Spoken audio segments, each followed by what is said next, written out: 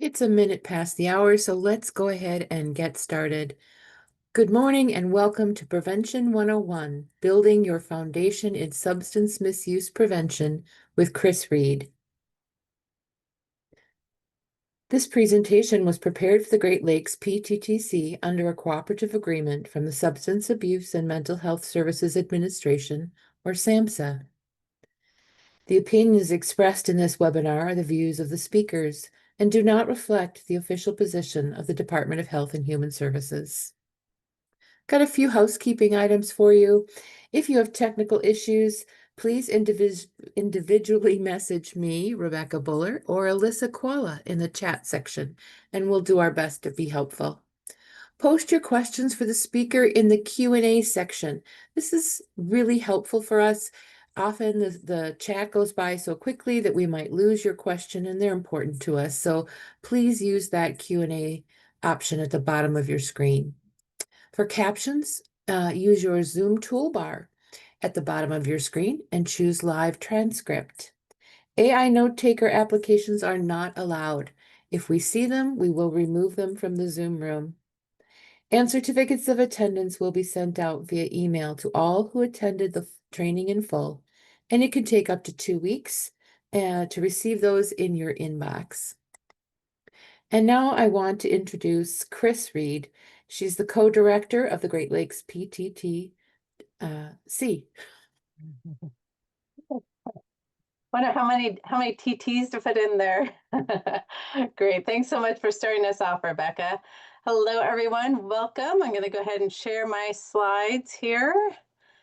Great to see you all here. Thank you to all of you who have put in the chat an introduction. It's very fun to see who's here in the room with us. Thank you, and keep going. If you haven't had a chance to put yours in, go ahead and take some time to do that when you get a chance. All right, so what are we going to do today? What do we have going on in the next hour and a half? We are going to talk about a few different things. This is our 101 training. That's the first training in our Foundations in Substance Misuse Prevention webinar series. Think of this as your survey course, like back in college, or I'm going to give you a little taste of a lot of different things, a lot of these main foundational pieces of our substance misuse prevention field. But please know that because this is more of a survey course, I'm not going to get into great depth. So as you're going through, I'd love for you to be thinking about, that's something I want to learn more about. And then I will give you ways to learn more about each of these things at the end of the training. So first, we're going to really get into the definition of some substance misuse primary prevention that we're going to be focusing on today. That includes looking at the spectrum of mental, emotional, and behavioral interventions. Then we're going to talk a little bit about risk and protective factors. Then we'll move into strategic prevention framework, then logic models, and then look a little bit at effective and ineffective or sometimes harmful strategies in terms of substance misuse prevention. So that is the path we will be taking today. And I'm wondering, I'd love for you to put in the chat how long you have worked in the substance misuse prevention field, and or if this is not your field and you're just wanting to learn about it, which would be perfect as well. So if you could go ahead and put in the chat how many years you've worked in prevention, or if you're new, or if you work in a different field, what other field you work in. 2.5 weeks. I love this. We have so far 2.5 weeks to, gosh, what did I see? 30 years. We've got the broad range. 2.5 weeks. You might, 1 week. Vanessa says 1 week. Or no, wait, no, it's going too fast. Who said 1 week? Stacy said 1 week. Love it. And not your specialty, but you're supervising a new staff member. Jen, that's great to hear you're here. All right. I love it. And some just started. So we have the full range today. I love it. So this is great to hear. And again, this is going to give you a little taste of a lot of information, the foundational components of our field.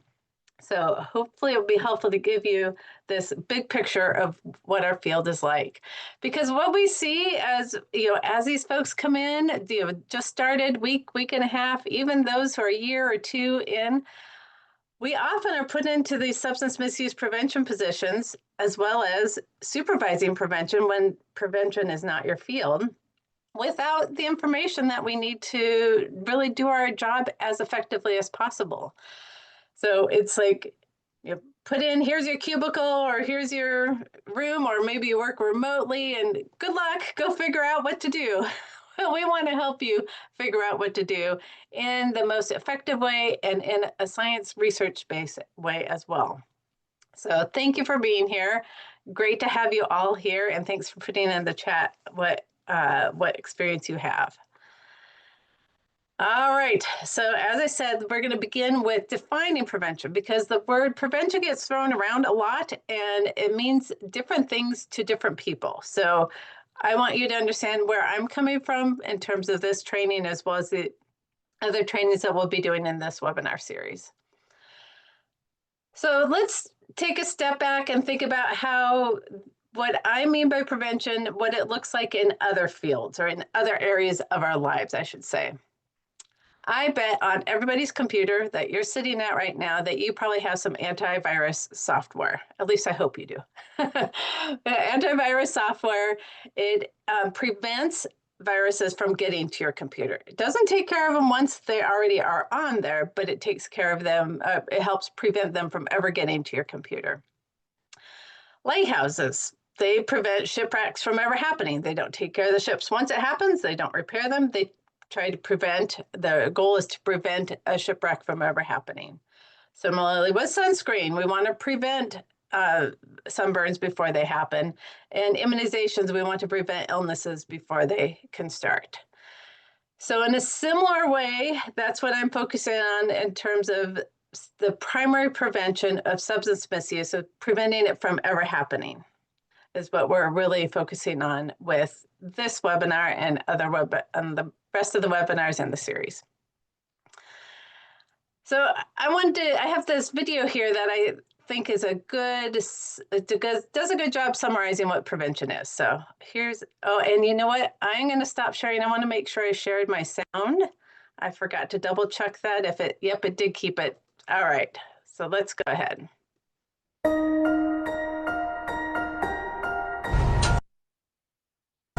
All of us want to keep our kids and communities safe and healthy. An important step is to learn about preventing substance use disorders and to understand that the adolescent brain is more vulnerable to alcohol and drugs than the adult brain.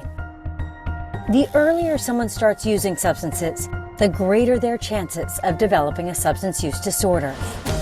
90% of those who have a substance use disorder started using drugs and alcohol before they turned 18. 90%. So what does this mean? Prevention is about delaying the onset of first use, or pushing it back as long as possible. Whether alcohol, tobacco, or marijuana, the most commonly used substances among teens. Protecting the brain during this period of development is an important part of prevention. The adolescent brain is rapidly developing, learning and changing all the time. It can learn a language or a musical instrument more quickly than an adult brain, but it can also be harmed more easily. The brain continues to develop until a person is in their early to mid-20s, with the regions of the brain that keep emotions and impulses under control and help us make decisions among the last to develop. This is also why adolescents are more likely to engage in risky and impulsive behaviors, such as trying drugs and alcohol in the first place. Early use of alcohol or drugs can disrupt brain development in ways that increase a person's risk of developing an addiction later in life. Other factors that put an adolescent at risk, besides the age of first use, include caregiver substance misuse, trauma, and a lack of social attachments. These are called individual factors. And they're part of the big three in preventing addiction, along with environmental and genetic factors. Environmental factors include high drug availability, a lack of laws and enforcement, and social norms. And then there are genetic factors, which research suggests accounts for about half of a person's likelihood of developing a substance use disorder. While we can't change our genetics, Knowing about a family history of addiction can help empower us to make different decisions about our substance use. For every risk factor, there is a protective factor to counterbalance it. Prevention focuses on strengthening the protective factors that we can control to decrease the likelihood that a person or a community will struggle with addiction. Together, we can solve this. Join us. All right.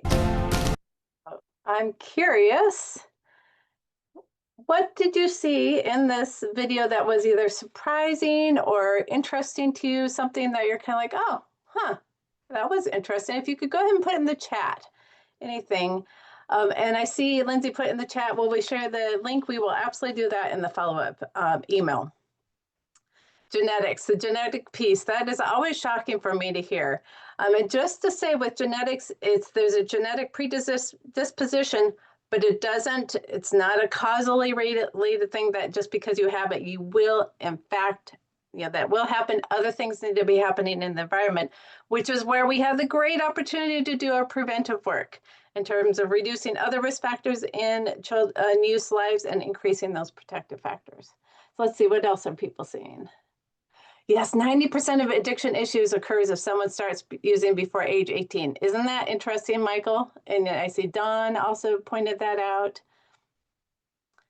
Yes, anything else that was surprising or interesting? I'm seeing some thumbs up of agreeing with that.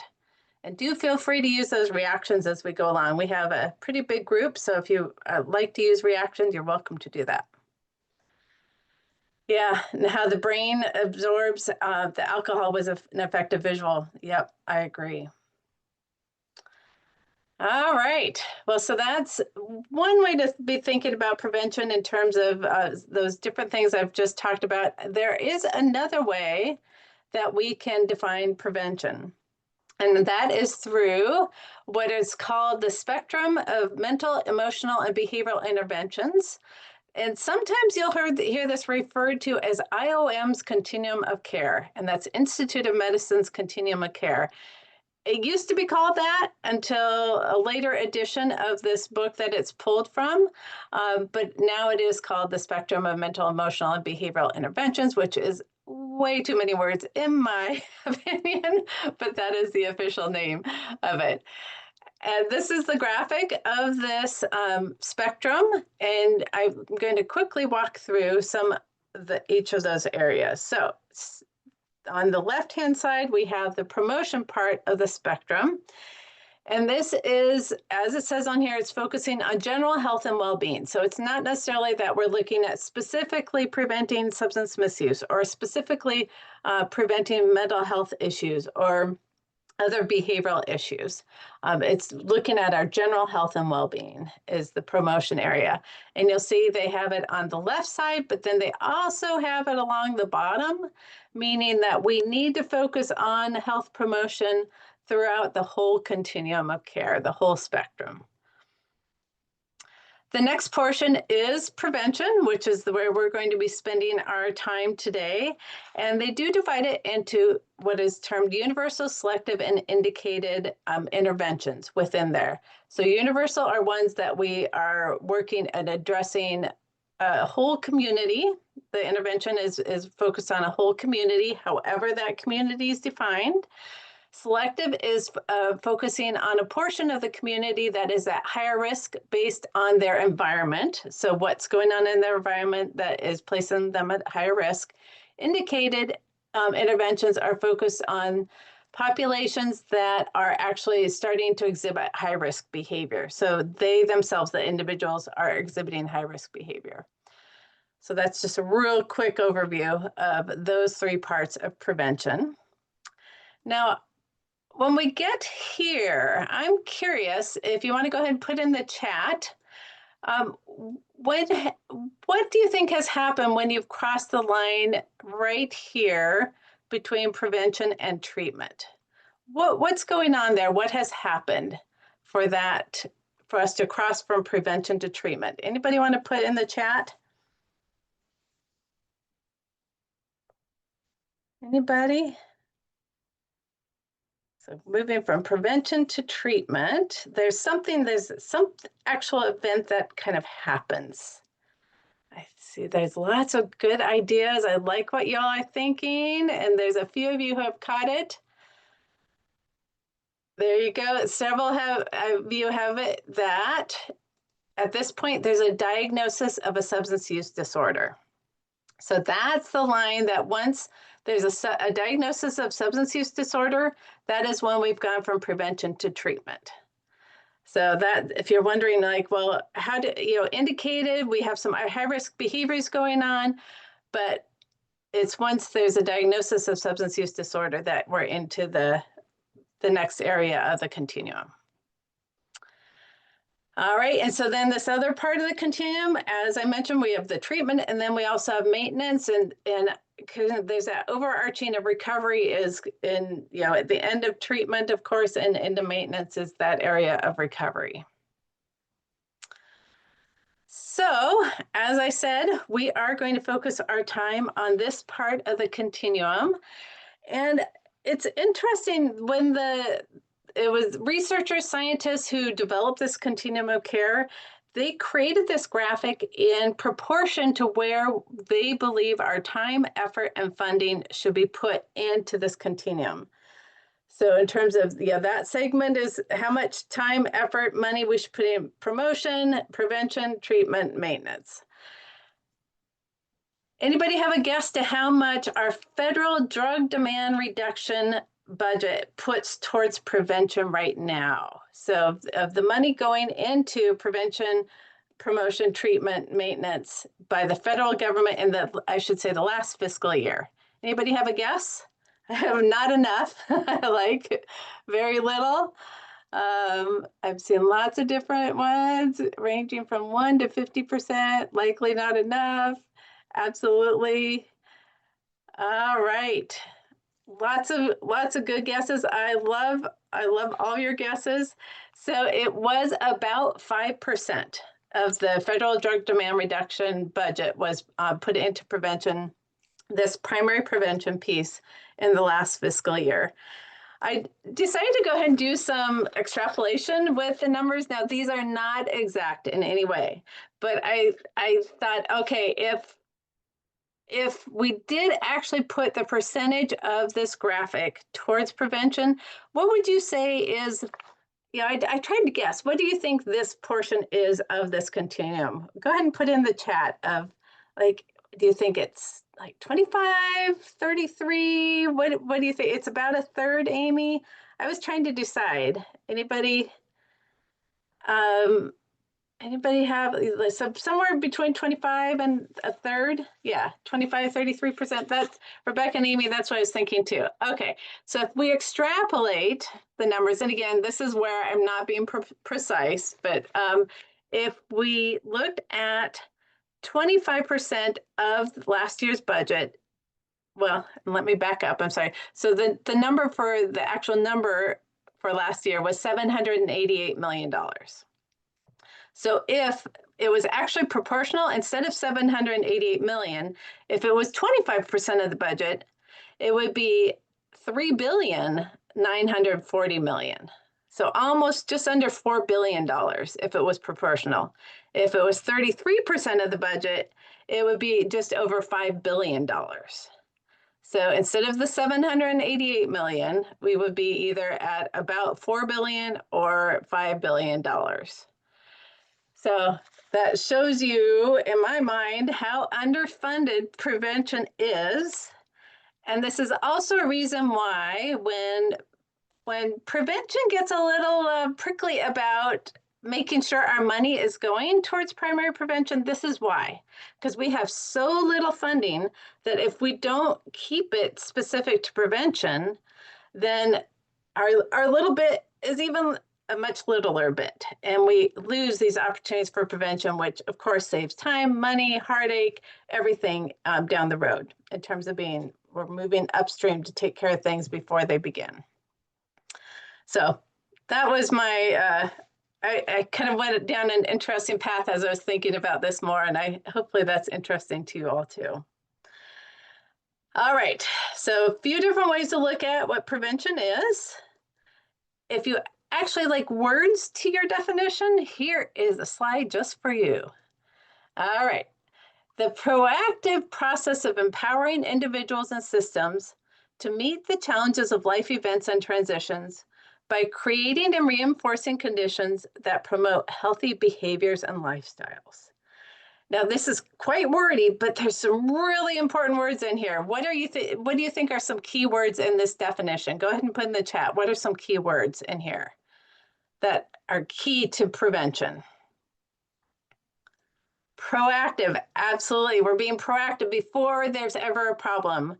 Empowering, absolutely. We're empowering individuals and systems to meet the challenges of life events and transitions. Reinforcing conditions, yep. Promoting and looking at systems. Yeah, aren't there? There's so many keywords in this definition, which is why I love it so much, because it really explains what prevention is all about. That we're being proactive, we're working at empowering individuals and systems. It's not just individuals. You know, the other parts of the continuum in treatment, especially we talk about clients and those individuals, but we're looking individuals, but we're also looking at the systems. And we're creating and reinforcing conditions to promote healthy behaviors and lifestyles. So if you want to print out a definition to stick up on your cubicle or on your wall next to you, this is one I highly recommend, and highlight some of those keywords to help reinforce what you're doing. All right. So what is not substance misuse prevention? So although these are extremely important that we have, and we have a continuum of care because all of that is very important, but these are not what is considered substance misuse prevention. Substance use disorder treatment, recovery maintenance, overdose prevention, in terms of reducing consequences when using drugs. So again, not that they aren't needed and not important, but when we're talking about substance misuse prevention, those are not areas that I'm including in that definition.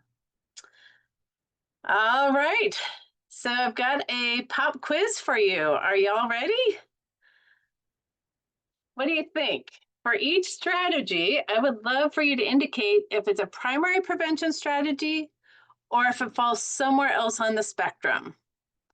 So for each one of those, and you'll need to scroll down in the poll, scroll down to answer, is it primary prevention or is it some other part of the spectrum? And if you can't see it for some reason, you can go ahead and put your answers in the chat.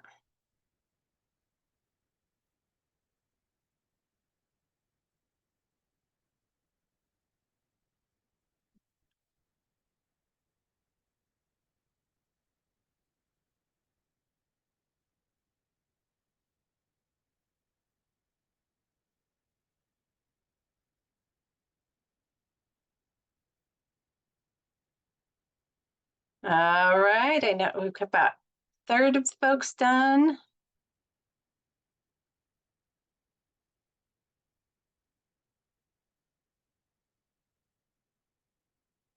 Says the words are cut off. It might be you need to maybe shrink your poll if you're on a smaller screen.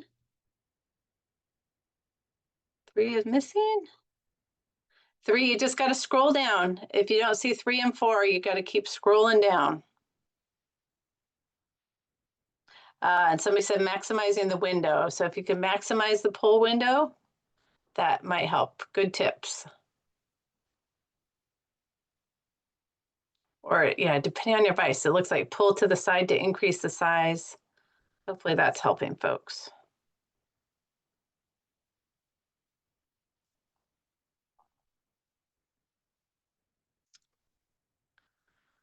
All right, we've got about 75%, a little more. We'll wait another 10 or 15 seconds.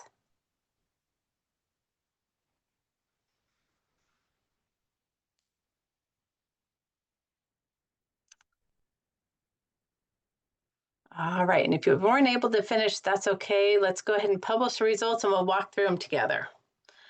All right, so for the first one, you'll see the answers have popped up. So if it's a program to increase the general health and well-being of children, is that primary prevention or other?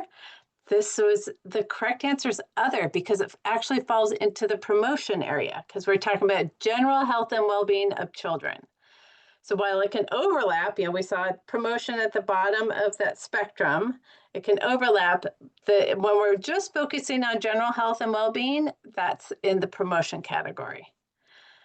All right, number 2, for the strategy designed to decrease the risk factors for substance use disorder in older adults. Primary prevention or other? Primary prevention. 81% of you got that. Well done.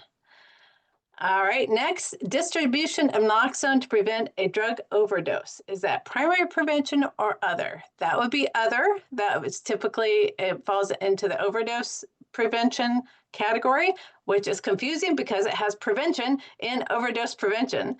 But if we're looking at primary prevention, we're preventing drug use from happening. So we're trying to prevent that behavior, whereas overdose prevention is preventing a consequence.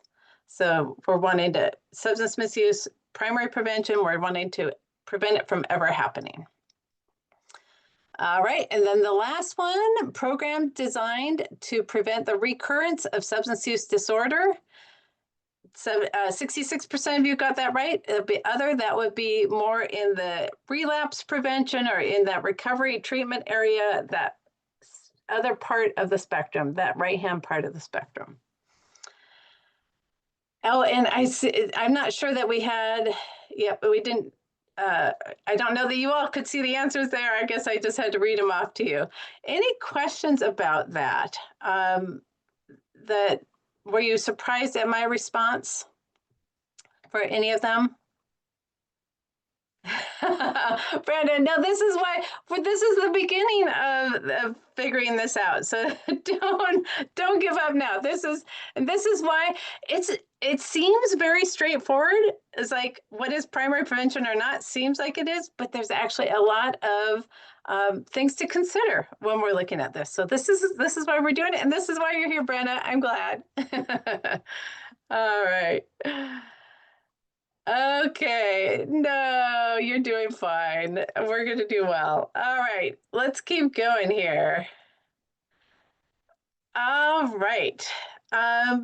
We've now talked about what prevention is, but of course, what is very important to go along with if we know what it is what do we do? How do we actually implement preventions? So let's start thinking about that some more. All right, so our goal for prevention, as we talked about, is to do something before there's a problem, before there is the behavior. So we want to put strategies, programs, practices in place before there's a problem. So there's a public health parable that many of you are probably familiar with, where we want to go upstream to where if kids are falling in the river and something's happening, we want to go upstream to take care of what's going on up there instead of having to rescue them from drowning at a later time. So it's what can we do, what strategies and measures can we put into place before a problem exists? So how do we move upstream? We move upstream by reducing risk factors and increasing protective factors. And this is a key piece of primary prevention, is everything we think about that we're doing, we want to figure out which risk factors are prevalent within our community, how will we reduce those risk factors, and how will we increase protective factors at the same time. So let's make sure we're talking about the same thing when I mention risk factors and protective factors. So risk factors are those factors that increase the likelihood of substance misuse occurring. Just a second. And so it's what's going on in your environment, in your community, in your schools, in the individual and peer category and within the families. What factors are increasing the likelihood of substance misuse?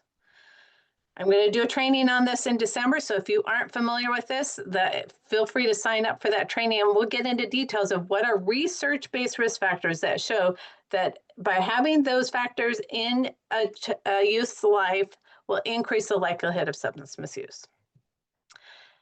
Next, protective factors. So protective factors are actually, and I don't know if you can see in the background, you see that it's a bubble wrap. Can you tell that from the screen? I was like, I need an image of bubble wrap. Protective factors is what I think of as the bubble wrap that we put around our kids. Oh, good, you can tell. Thanks, Hannah. So it's what can we do to create a protective environment, a protective buffer that can buffer the impact of the risk factors. So, think of risk factors as coming in, and then we want them to just bounce off of this bubble wrap and not have an impact on kids. That's what protective factors are in my mind.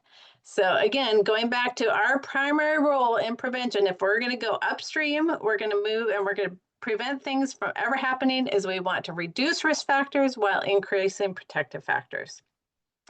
Doing a training on protective factors, how to build protective factors, coming up in just a few weeks.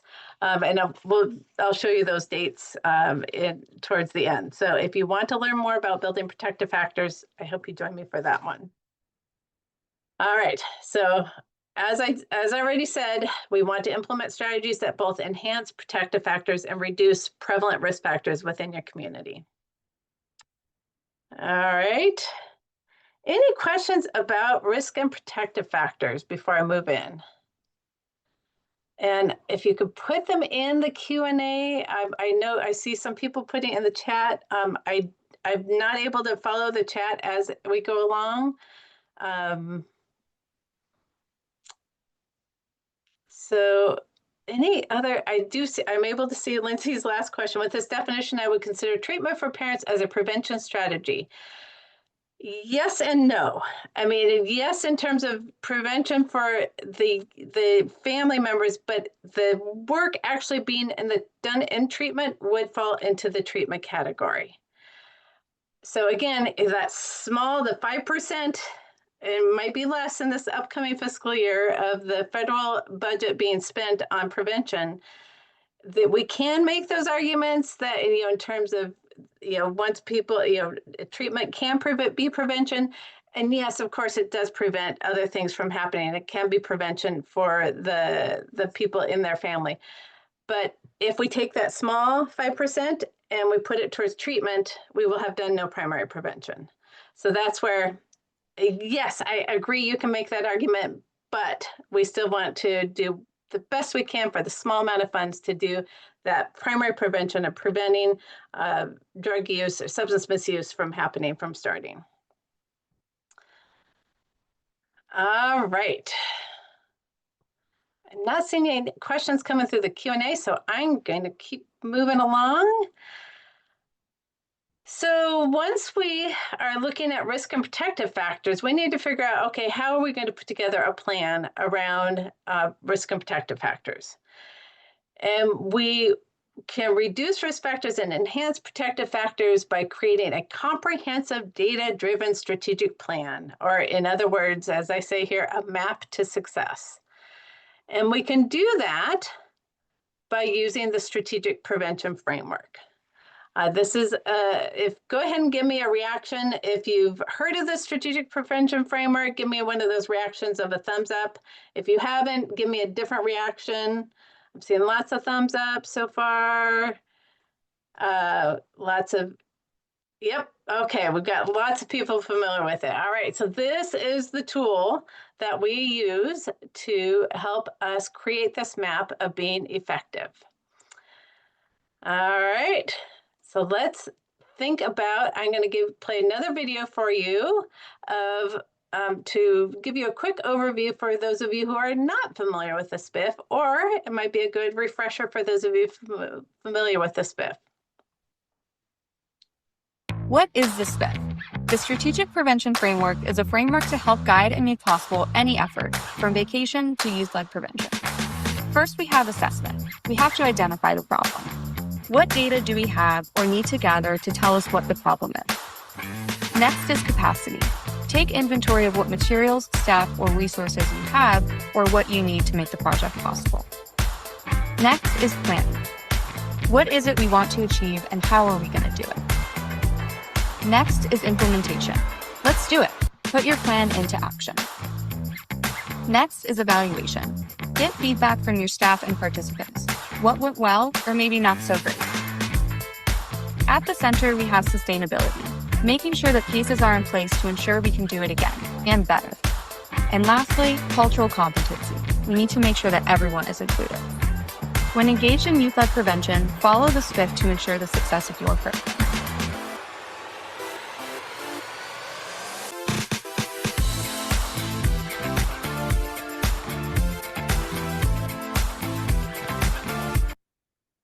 All right, and I love that it was a youth group that put together this video on the strategic prevention framework. All right, curious with this video, was there anything that was surprising or new or interesting to you about learning about the SPIF from this video? Anybody want to put it in the Q&A or in the chat at the moment? Yes, Sarah, I agree. Yep, okay, the importance of cultural competency. Great video, great. I'm glad that you liked the video, Rebecca. Absolutely, Jess. No surprises. Yes, isn't it great to see students leading the way? I totally agree.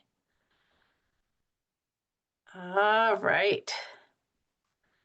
Very good. No new surprises, all right? So far, no questions around the SPIF video. All right, and I do see that there was a question that came up a little bit ago that Michael asked, are there any statistics on how effective the prevention measures are?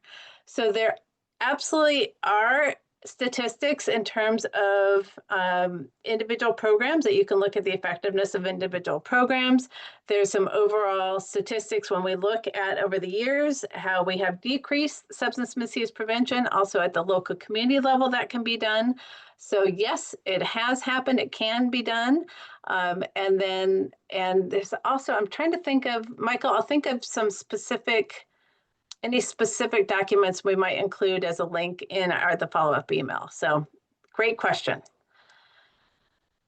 All right. And with that, I'm not seeing any more questions right now.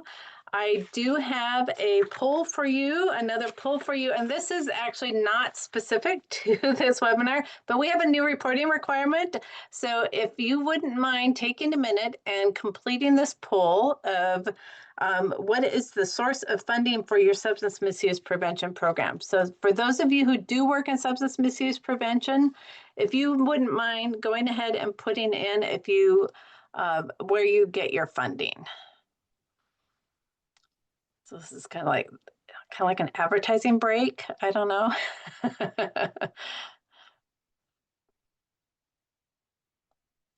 right. Thank you. Have about 60% done. And be sure to scroll down if you don't, there are quite a few options. Oh, and Danita, that's a good point that some people might have multiple ones. I would say go ahead and put your primary one if you have a primary source of funding. And Jean, if you feel free to put that on here in the chat if it wasn't included in the list.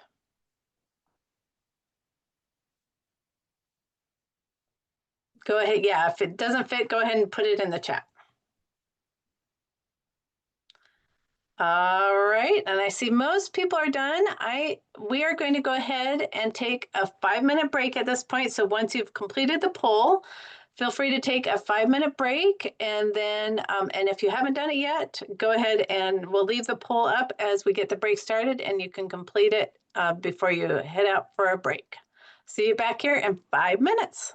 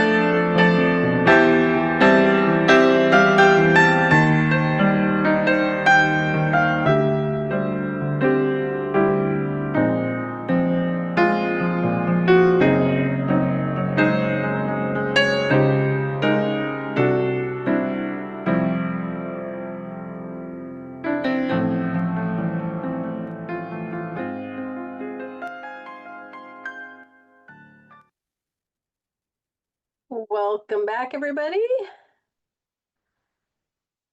Time to get started again. If you could go ahead and give me a thumbs up or some kind of reaction to if you're back and here with me. I see some thumbs up, great. I see some people raising the hands, but I look at, if you go to the react button, you can get those things that are cool that go up. All right, and I see some folks in the chat. Thank you for letting me know that you're back and here. Rebecca, I loved that timer with all the leaves. However, it makes me think about that last week I dutifully raked a bunch of leaves off, and we can put them to just right next to our curb, and then they come around to pick up the leaves.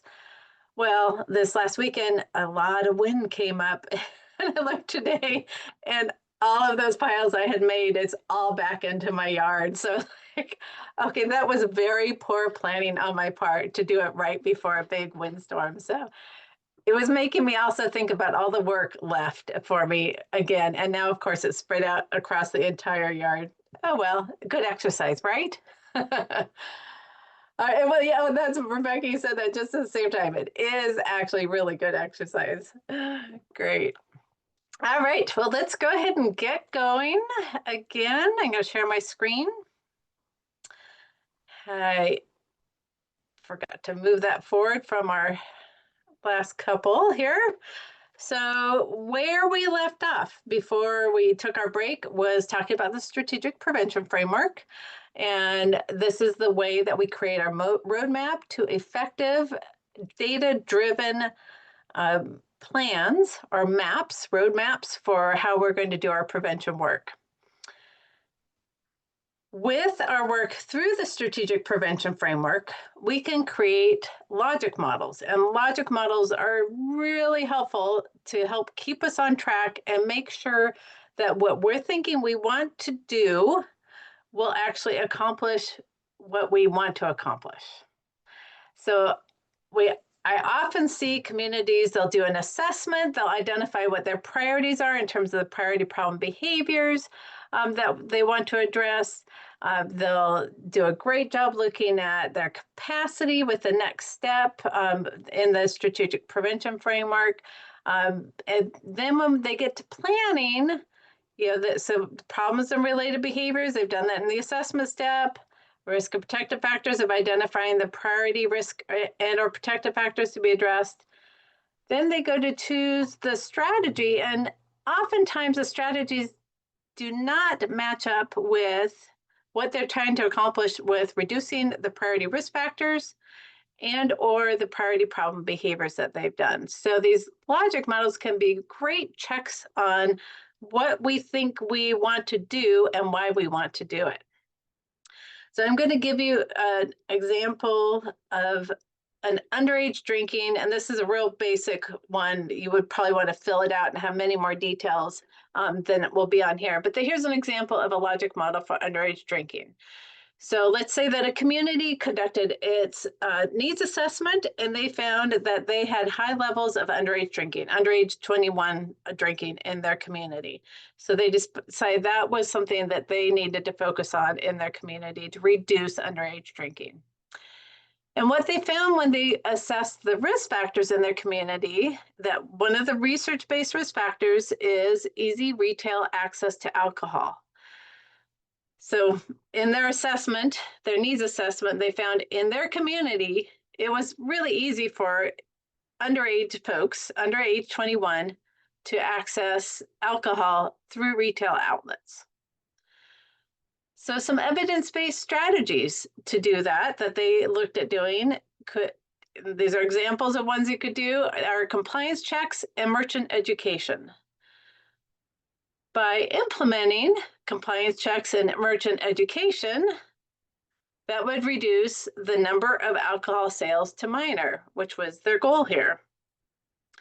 And with that leading to reducing the rate of underage drinking, perhaps they set a goal of the past day 30-day use, reducing that by 15%.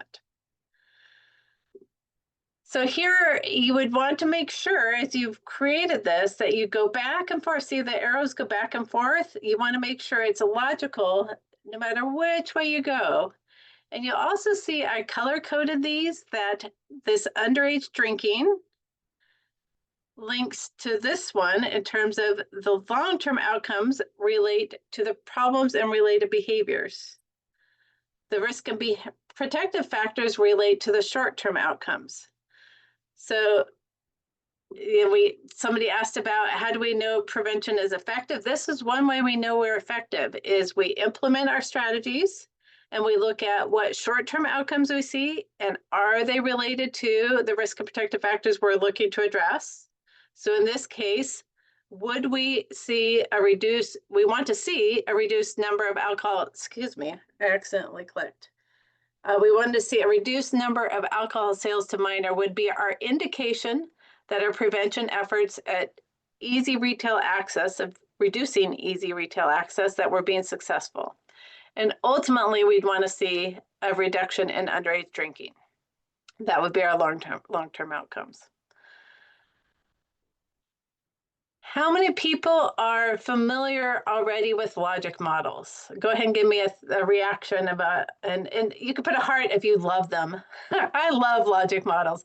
Logic models help us make sure that we're on track. And I see some other lovers of logic models. That's great to see. They are so helpful in our planning. All right, I see a lot of people have some experience with them. Good. All right, and if you don't have experience with them, I'm going to do a training on it. Get a theme going on here. So you're welcome to sign up for that training if you want to know more details about how to go about creating these kinds of logic models. So just to reinforce then, in terms of what does prevention success look like? In the short term, we want to see a reduction in risk factors, and we want to see an increase in protective factors.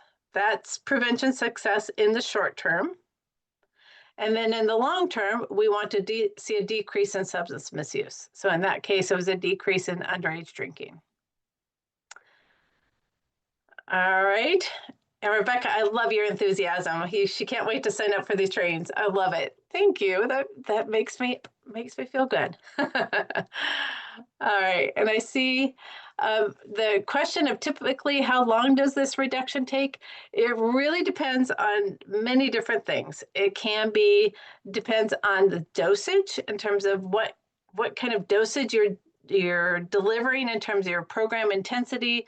It depends on the size of the community in which you're wanting to have the impact. And there are some things like if you're doing early work, like elementary school kind of work, you won't see for a lot longer term, a longer amount of time before you will be able to see the impact. So that really varies depending on what's being done. That's why the risk and protective factors piece and really looking at and evaluating those short-term outcomes is extremely helpful because that tells us we're on track for those long-term outcomes. All right, great question. Let's see. Okay, yeah, I've got that same question in the chat. All right, and it looks like another question came up. Oh, nope, that was it. All right. Okay, so now I want to take a moment. I have thrown a lot of stuff at you already. We've talked about the definition of prevention. We've talked about the spectrum of mental, emotional, behavioral interventions, AKA continuum of care. We have talked about risk and protective factors. We've talked about the strategic prevention framework, and we've talked about logic models. How are you feeling at this point? I would love for you to put in the chat, like, are you feeling like, okay, I'm getting a sense of what we're talking about with primary prevention, of some of the foundations of it, or you're just like, oh my gosh, this is way too much, or give me in the chat or in an emoji. We're good so far, feeling good. Okay. Anybody? So follow along just fine. Great. I've seen one. I love that emoji. So it's kind of a lot. Is that especially for those really new? I'm guessing that this could be a lot right at this point, but a little overwhelmed. What if you don't remember all of this? Sarah, that is perfectly okay. For one reason, one thing, if this is brand new to you, I would not expect you to remember all of this by any means. We will have a recording. You can always watch the recording over again. And you can also, you'll have the PowerPoint slides. You can always refer to the PowerPoint slides. But the other thing is, since this is a 101, and this is just giving you a little taste of each one, if you take the other courses that will go more in depth, that's going to help you remember this a lot more, because you'll have much more of an understanding and opportunity to really think about it. All right, so let's see. Getting a better idea. Okay, still absorbing information. Okay, great. Yes, and Hakem, and I apologize if I'm not pronouncing your name correctly, you will be receiving the recording. It will be on that same page where you have downloaded the PowerPoint slides. So you will have access to the recording, and you already have access to the PowerPoint slides. All right. Any other thoughts or reactions at this point? And Rebecca, that's the same way. I take notes in addition to the slides. That really helps me as I'm going along. And that's why we try our very best to get the slides out to you ahead of time. So for those of you who like to print out the slides so you can take notes, we try to do that because I'm right there with you. All right. Well, let's move along. It looks like most people are feeling okay with where we're at. I do have another topic to share with you and give you a few thoughts about. All right. So we're talking about a logic model. Again, the logic model is our roadmap to effectively implement the SPIF. And in this middle piece here is a very, very, very crucial piece of evidence-based, and I would say also evidence-informed strategies. We need to be sure that what we are implementing in our community is going to have the impact on the risk factors that we're wanting to address, that it will increase protective factors if that's what we're wanting to do, and if it will impact and actually create the outcomes that we're wanting. So we need to find it, where is the information and what does the information say about what effective strategies are and are not. So that's what we're going to move into now, is effective and ineffective prevention strategies. Again, this is going to be a real quick overview. Guess what? I have a training on this if you want to learn more. I'm going to actually have 2 trainings, one on what does not work and one on what does work. All right. In the continuum of evidence of effectiveness, it goes everything from the bottom left, unsupported or harmful, up to the bottom right of well-supported and found to be effective. This is from the Centers for Disease Control and Prevention.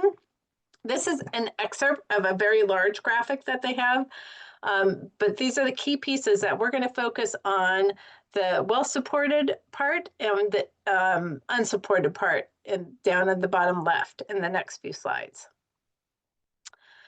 All right, before I get into the next few slides, I want to make sure that that I am not saying, even when we get to the ineffective piece, it can make people feel upset, because I am guessing if you have worked in prevention for any period of time, you likely have implemented one of these ineffective strategies. And I say that because these are being implemented across the nation by community after community after community. And these have been implemented because we have not done a good job of sharing what does not work. And that's why this has been my soapbox for several years, if you've heard me train, is we need to get the information out about both what is effective, but also what is not effective. So I'm not saying these things to shame, guilt, or place judgment on anybody who has been implementing these strategies, because people are implementing these with the best of intentions, not realizing that they are ineffective or sometimes actually harmful. So I'd love for you to keep that mindset while we go through the next slide. So this is from a literature review that we did last summer, or July of 2024. Looked at what does research show is not effective in substance misuse prevention. These include one-time events. We know one time is not enough for prevention. Doing a one-time event, it feels good, it can feel good, it can be time efficient, it can be fiscally efficient, those kinds of things, but we have not found them to be effective. Assemblies is an example of one of the one-time events that also often includes other things, other ineffective strategies. So school assemblies where you bring all the kids into one assembly has not been effective in and of itself. Personal testimony from people in recovery. Again, people are very well-intentioned, and we think, oh gosh, if kids would just know that the impact, the horrible things that can happen through substance misuse, substance use disorders, then they won't do it. But the darn prefrontal cortex is not where we want it to be for them to be able to say, oh gosh, this could actually happen to me. It's, gosh, that's too bad that happened to that person, but it would never happen to me. So we know from personal testimonies have not been an effective strategy. Car crashes, super popular, being done everywhere, but again, this is something that we've actually seen can be traumatic for some kids. It actually could increase the likelihood of substance misuse by those youth who are already at higher risk. We've seen it actually increase the risk. Drunk goggles, those are if you aren't familiar with them, those are goggles that kids put on over their eyes, and then they'll do like obstacle courses like in the gym on those little scooter boards. Sometimes people have them do that, and so they get the experience of what it's like drinking and driving. Well, guess what? They just find that very fun, and we have definitely not found it to be a preventive impact. Fear arousal scare tactics, I'm guessing a lot of people are familiar with those, those are not effective, yet we keep doing it. We want to scare the health into people. We cannot scare the health into people. We cannot scare the health into youth. Reinforcing exaggerated substance misuse norms.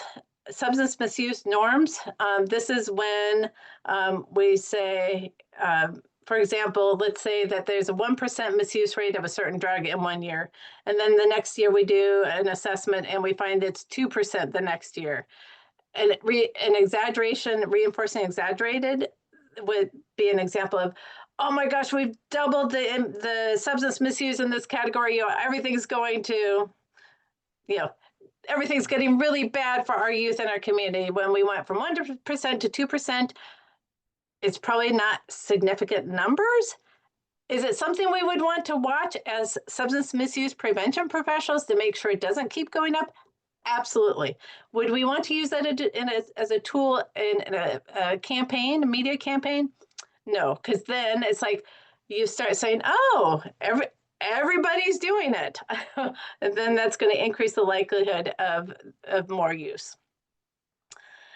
Knowledge-based interventions, these are things like drug facts of going through, these drugs do these different things. What we find is actually increases use. It's like, oh, my grandma has that in her medicine cabinet. I could try that. Different things. So knowledge-based interventions in and of themselves are not helpful and can actually be harmful. Myth busting, and I see there's a lot of stuff going on in the chat. I think I'm hitting some nerves. And I want you to know that if you want to go to the lit review, we have all the citations on the different things. And I apologize that this is just a quick overview because I'm not giving you all the details. But again, I think it's so important for you to start understanding, if you're new to prevention, to start understanding that these strategies, research has shown, have not been effective. So this is a way to start our education and start moving towards more effective strategies. And again, I really hope you come to my What Does Not Work in Prevention webinar if you want more details and more information on all these.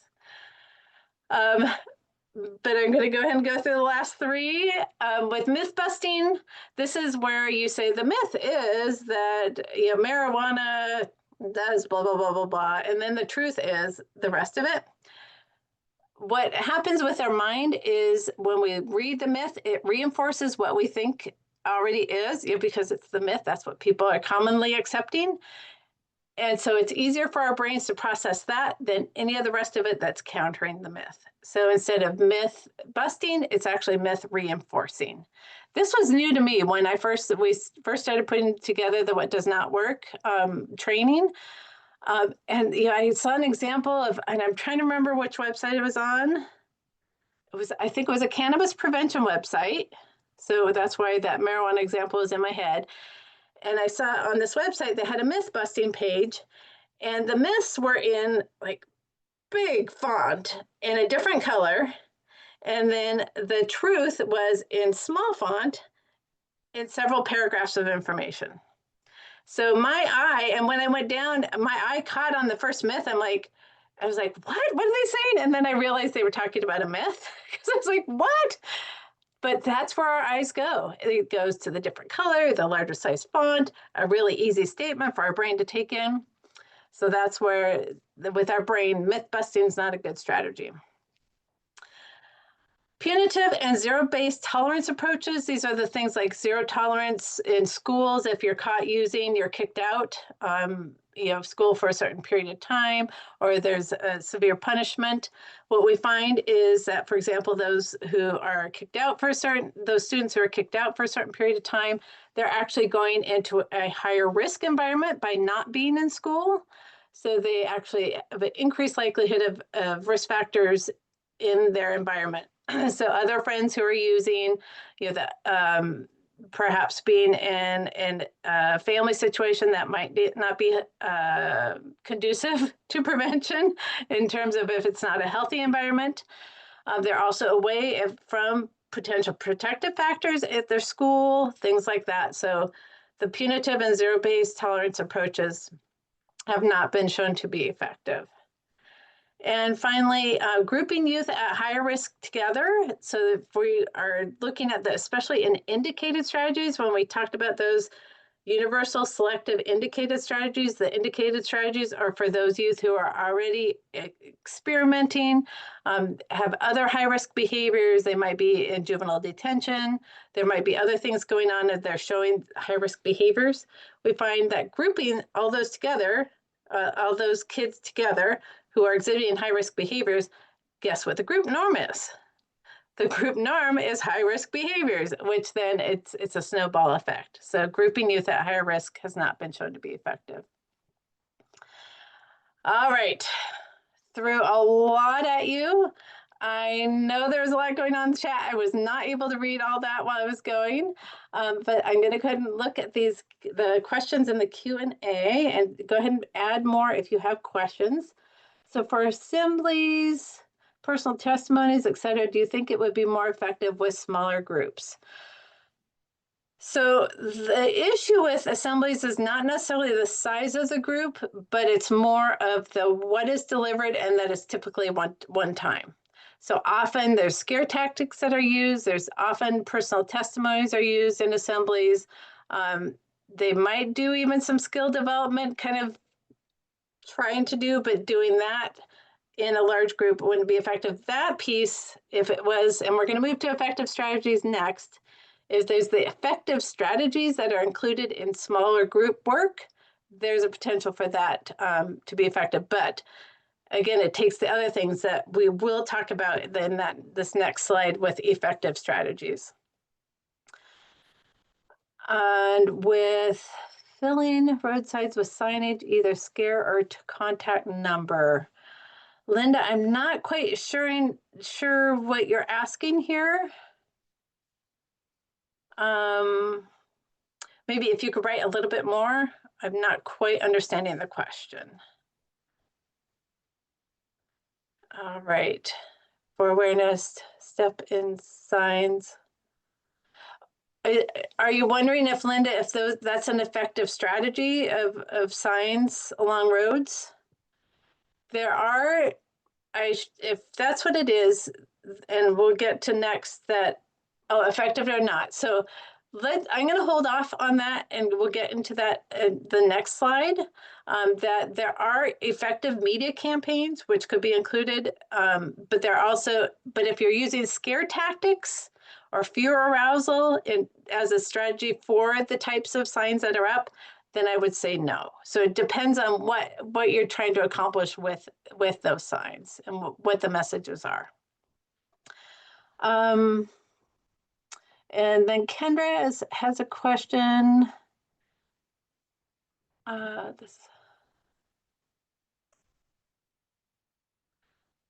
Okay, I'll go ahead and read it aloud for those who can't see it. The last one is interesting in terms of grouping high-risk youth together. Here in Massachusetts, they have an evidence-based curriculum called I Decide that is a secondary prevention program for kids caught on campus with vapes and drugs, an alternative to punitive measures, which is great.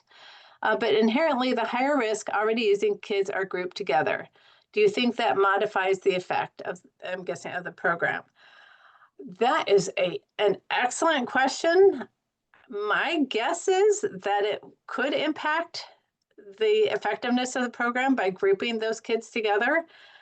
That's a very interesting question. My guess would be yes, but that is purely my guess because I don't know the research behind it and how they've structured it. What the research has shown, did they look at that impact of grouping the higher risk kids together? Excellent question. I would encourage you to delve into it some more and see what you can find out because I love what you're thinking there, your train of thought. Caitlin says one-time events are listed as ineffective, but I know of programs like sport that are single session that are being implemented in my area. Is this included in the ineffective strategies?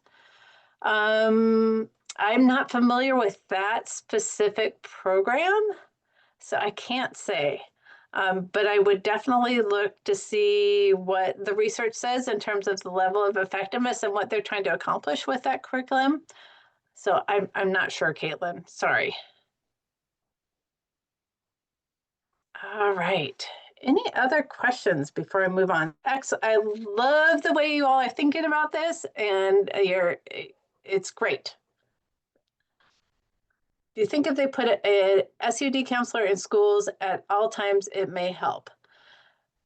So that would be moving from the prevention to the treatment part. So that would be a question of treatment access within your community. If you're needing higher treatment access for your youth, then that could be a consideration. But treatment also is not my area. Prevention is my area, so I can't speak to that probably well. One-time events usually are alternative activities. They often are, yes. And Cameron, this is where we think about protective factors and how we're building protective factors, and alternative activities typically fall into, we want to have those as being more protective kind of things. So we need to be very thoughtful about how we implement those alternative activities. And I would encourage you to once again, I feel like I'm promoting things. I encourage you to come to the protective factors training if you're wanting to look into that some more, and that's going to happen in November.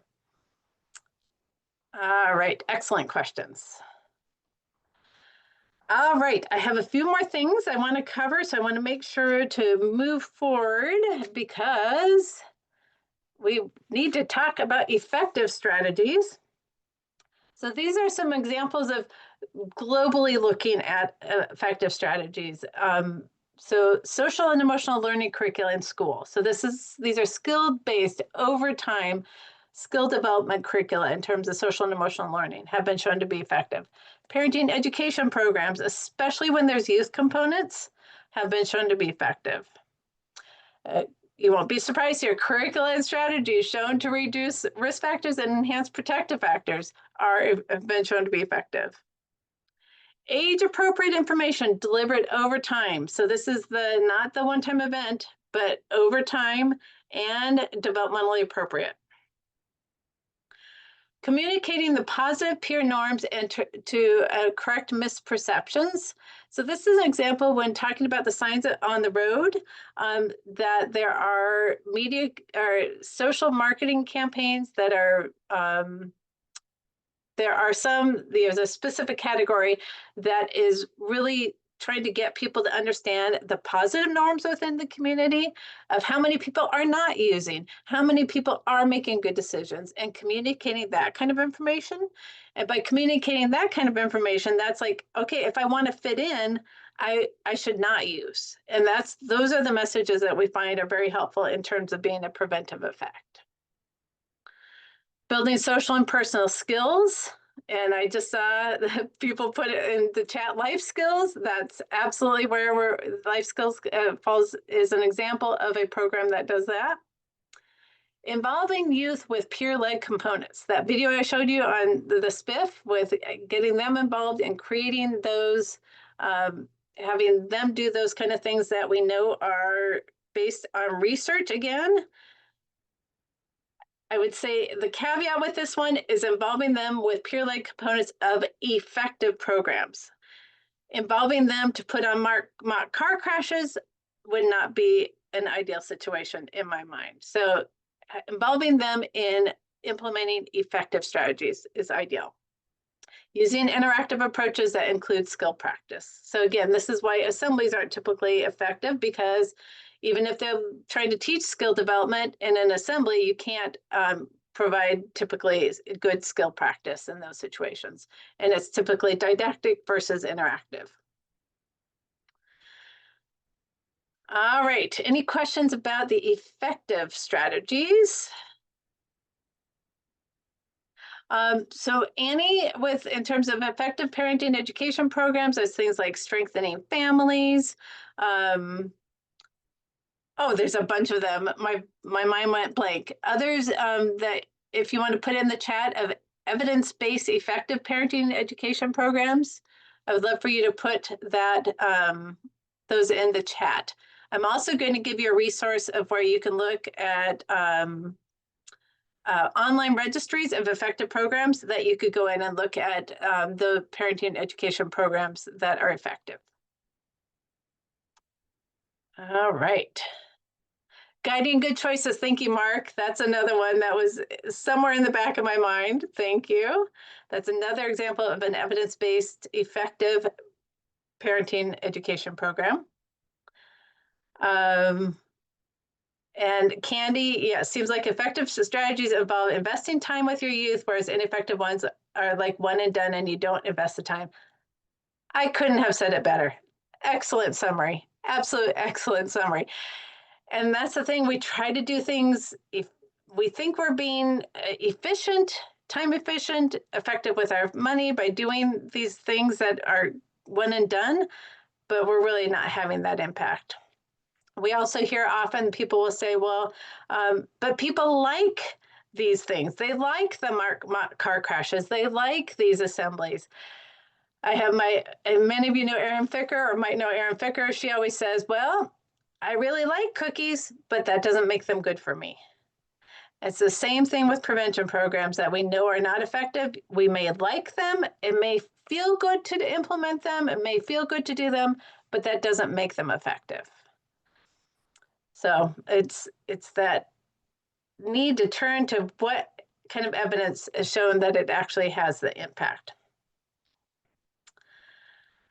All right, so here I've plugged a lot of things along the way, but if you want to learn more about these different pieces, here's some ideas for some specific ways to learn about these different things. So we talked about the definition, the spectrum of MEB interventions, risk and protective factors, SPIF, logic models, and effective and ineffective harmful strategies.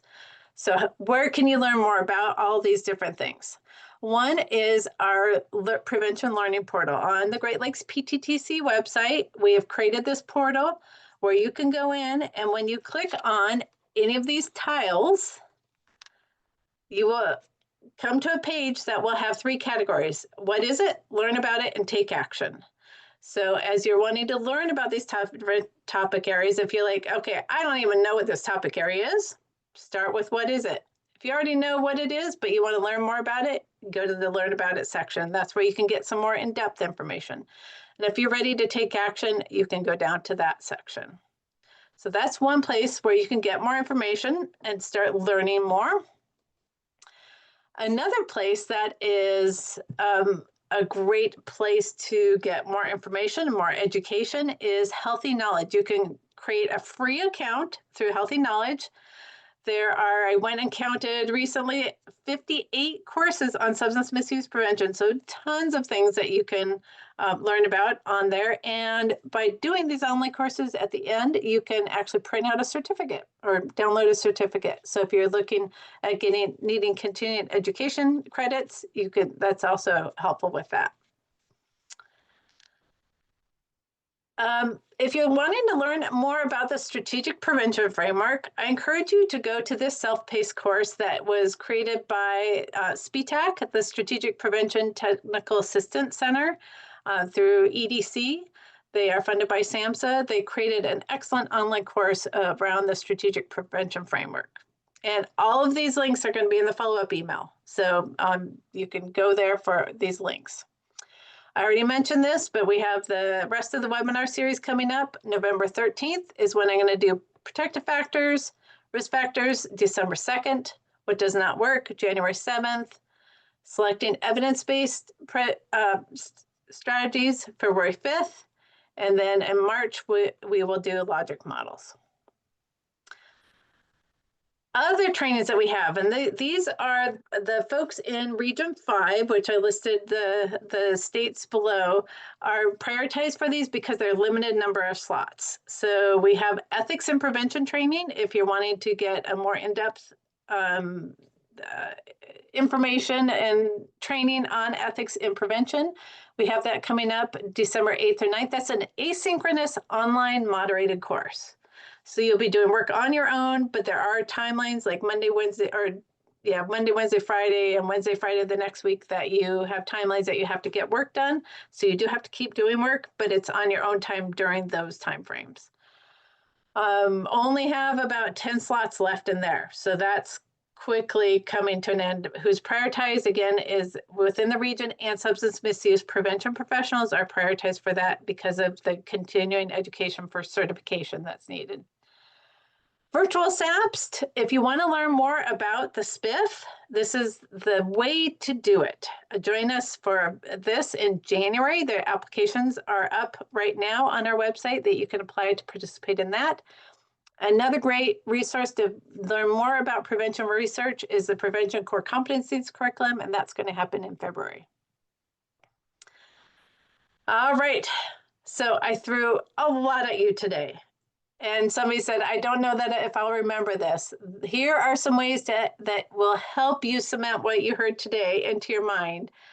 If you can chat with somebody else, a colleague, or even a partner who might be willing to be interested, if it's a child who's willing to listen to you, just anybody, if you can chat with them about what you learned, that will help cement the information into your mind. And you can even refer to the PowerPoint slides as you're trying to chat about what you learned about today. You can review the slides and go through and they're like, okay, this I don't need any more training on, but this one I definitely need more training on, and identify those topics of what would be where you want to get more information and learn more. Register for some of our upcoming webinars. Explore the additional resource suggestions, which is what I'll be giving you in just a minute.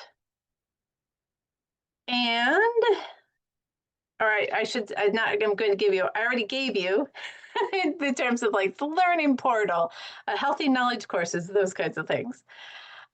Beyond this Foundations of Prevention series, and then also those core more in-depth intensive courses, we do have some other trainings coming up that might be of interest to you.